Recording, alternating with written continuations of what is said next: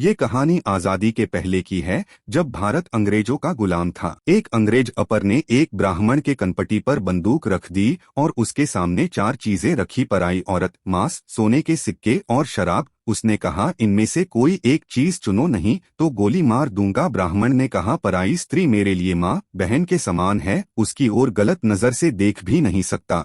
फिर अंग्रेज ने मांस खाने को कहा। ब्राह्मण बोला, मैं जाति से ब्राह्मण हूँ, मांस चुना तो दूर, इसे देखना भी मेरे लिए पाप है, चाहे तुम मुझे गोली ही क्यों न मार दो। अंग्रेज बोला, तो फिर तुम यह सोने के सिक्के ही ले लो, ये तुम्हारी गरीबी मिटा देंगे। ब्राह्मण ने कहा, मैं मेहनत और सत्य से जीवन जीता हूँ, ये हरा का धन मुझे नहीं चाहिए, अगर बेईमानी करनी होती तो मांग कर क्यों खाता। अब ब्राह्मण ने सोचा, यह पानी जैसा पेय पदार्थ है, इसे पीने में क्या दिक्कत होगी, भला जान तो बच जाएगी। ब्राह्मण ने शराब पी ली, लेकिन शराब ने अपना असर दिखाया, नशे में उसकी बुद्धि भ्रष्ट हो गई। सामने रखा हुआ भुना मांस देखकर उसकी भूख जाग उठी, उसने बिना सोचे समझ मांस खा लिया। अब उसकी नजर पराई स्त्री पर पड़ी और वासना जाग उठी। उसने उस औरत को बुलाकर कहा, चलो मेरे साथ। फिर उसने सोने के सिक्कों की पोटली भी उठा ली, यह सोचकर कि इससे जीवन संवर जाएगा। कुछ देर पहले जो ब्राह्मण धर्म, मर्यादा और आदर्शों की बड़ी बड़ी बातें कर रहा था, वो अब नशे में मदहोश एक हाथ में धन की पोटली और दूसरे हाथ में उस स्त्री का हाथ पकड़कर चला जा रहा था। निष्कर्ष, शराब केवल एक पदार्थ नहीं है,